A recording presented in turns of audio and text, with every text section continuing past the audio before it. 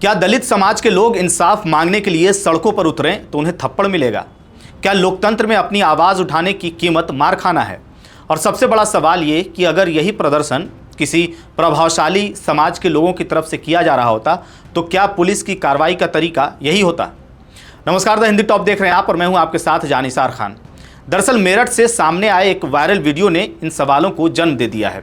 Video में मेरठ के SSP Avinash Pandey प्रदर्शनकारियों के बीच पहुंचकर लोगों को थप्पड़ मारते हुए नजर आ रहे हैं।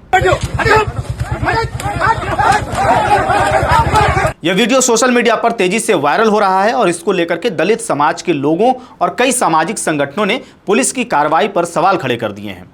वायरल वीडियो में दावा किया जा रहा है कि एसएसपी अविनाश पांडे सिर्फ सड़क पर प्रदर्शन कर रहे लोगों को ही नहीं बल्कि हिरासत में लिए गए लोगों के साथ भी सख्ती करते दिखाई दे रहे हैं। वीडियो में वह पुलिस वाहन का दरवाजा बंद करने के बाद अंदर मौजूद लोगों से कथित तौर पर मारपीट करते दिखाई दे रहे हैं।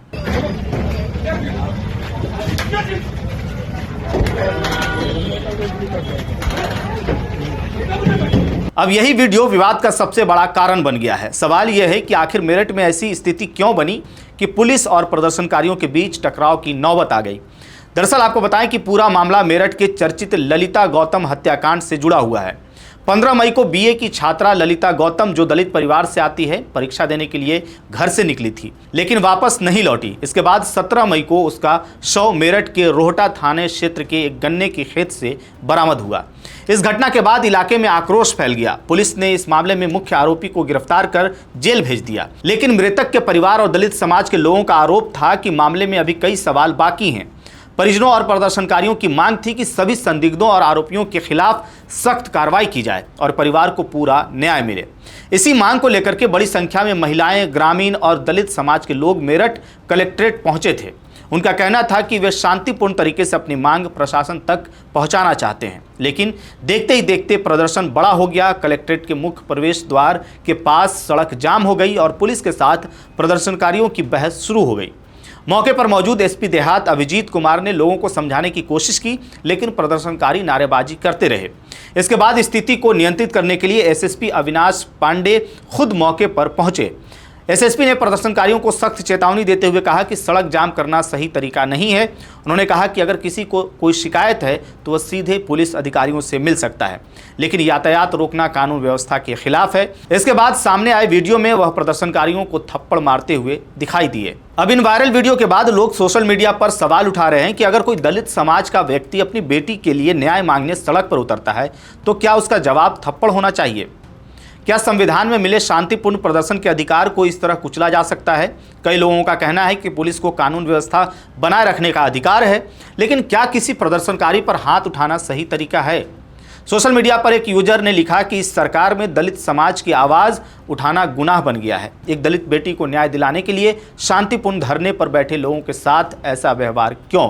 वहीं इस पोस्ट पर मेरठ पुलिस ने अपना पक्ष रखते हुए जवाब दिया कि ललिता गौतम मामले की जांच क्षेत्राधिकारी ब्रह्मपुरी द्वारा की जा रही है और एक दिन पहले ही अधिकारी मृतक के परिवार से मिलकर बातचीत कर चुके थे। पुलिस के अनुसार परिवार ने जांच प्रक्रिया पर संतुष्टि जताई थी। पुलिस का दावा है कि इसके बावजूद कुछ बाहरी और अराजक तत्वों ने परिवार को उकसा करके प्रदर्शन कराया और कलेक्ट्रेट के सामने सड़क जाम कर दी। पुलिस ने कहा कि बार बार समझाने के बाद भी रास्ता खाली नहीं किया गया, जिसके बाद कानून व्यवस्था बनाए रखने के लिए न्यूनतम बल प्रयोग किया गया। पुलिस का यह भी कहना है कि वीडियो और सोशल मीडिया साक्ष्यों के आधार पर प्रदर्शन को भड़काने और संचालित करने वाले लोगों की पहचान की जा रही है।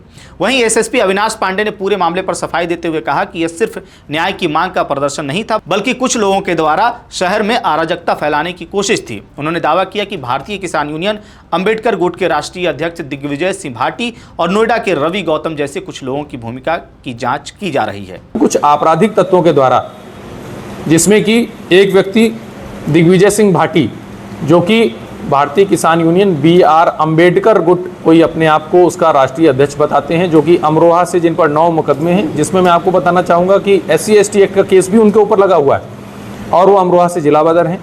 उसके अलावा नोएडा के एक रवि गौतम, जिन पर 4 मुकदमों का आपराधिक इतिहास हमें मिल चुका है, अन्य की जानकारी की जा रही है। एक अन्य व्यक्ति जिस पर राष्ट्रीय सुरक्षा कानून के तहत भी कार्रवाई की जा चुकी है। ऐसे व्यक्तियों के द्वारा भोले भाले लड़कों को, जिसमें कई नाबालिग लड़के भी शामिल थी, जिनसे हमने जब बात की तो उन्हें प्रकरण का ABCD कुछ भी नहीं पता था कि क्यों हमें यहाँ पर बुलाया गया है। उनको भड़काकर पहले सभी लोग शांतिपूर्वक कमिश्नरी पार्क में बैठे हुए थे, सभी अधिकारियों द्वारा उनसे वार्ता की जा रही थी। उनसे ये भी कहा गया था कि जिसको भी ज्ञापन देना है या जो भी विवेचनात्मक बिंदु आप चाहते हैं वो हमें लिख के दे दीजिए। उस पर कुछ लोग राजी भी थे, लेकिन इन आपराधिक तत्वों के द्वारा उन्हें भड़काकर कलेक्ट्रेट के गेट के सामने रोड जाम की गई, जिससे आने जाने वाले लोगों का आवागमन बाधित हुआ, जितने अधिकारीगण हैं उनका आवागमन बाधित हुआ। इनसे लगातार वार्ता जारी रही, लेकिन बहुत लंबा समय निकल जाने के बाद में और सारी चेतावनी इन्हें दिए जाने के बाद में इनको आवश्यक न्यूनतम बल का प्रयोग कर वहाँ से हटाया गया है। इस प्रकरण में जिन लोगों के द्वारा ये अराजकता फैलाई गई है और जिनका जिस प्रकार का आपराधिक इतिहास है, उनके विरुद्ध सम्यक धाराओं में थाना सिविल लाइन पर मुकदमा पंजीकृत किया जा रहा है। हालांकि दूसरी तरफ सवाल अब यह भी उठ रहा है कि अगर प्रदर्शन में कुछ लोग कानून तोड़ रहे थे तो क्या पुलिस कार्रवाई की सीमा इतनी बढ़ जानी चाहिए कि अधिकारी खुद थप्पड़ मारते हुए नजर आए? अब इस पूरे मामले पर सबसे बड़ा सवाल यही है कि अगर किसी बड़े राजनीतिक दल, प्रभावशाली समुदाय या ताकतवर वर्ग के लोग इसी तरह सड़क पर प्रदर्शन कर रहे होते तो क्या पुलिस की कार्रवाई का तरीका यही होता? क्या हर वर्ग के लिए कानून और पुलिस की कार्रवाई का पैमाना एक जैसा है? फिलहाल अब इस पूरे मामले पर दो अलग अलग तस्वीरें सामने आ रही हैं। एक तरफ पुलिस कह रही है कि उसने कानून व्यवस्था बनाए रखने के लिए कार्रवाई की और कुछ लोग माहौल खराब करने की कोशिश कर रहे थे, तो वहीं दूसरी तरफ प्रदर्शनकारियों और दलित समाज के लोगों का आरोप है कि न्याय की मांग करने वालों के साथ पुलिस ने जरूरत से ज्यादा बल प्रयोग किया।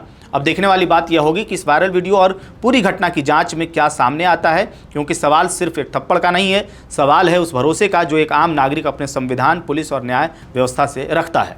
इस पूरी खबर पर आपकी क्या राय है? आप क्या सोचते हैं? अपनी राय कमेंट बॉक्स में जरूर बताइएगा। मेरा नाम है जानिसार खान, आप देख रहे हैं द हिंदी टॉप। वीडियो अच्छी लगे तो चैनल को सब्सक्राइब कीजिएगा और इंस्टा, फेसबुक और एक्स पर भी फॉलो कीजिएगा।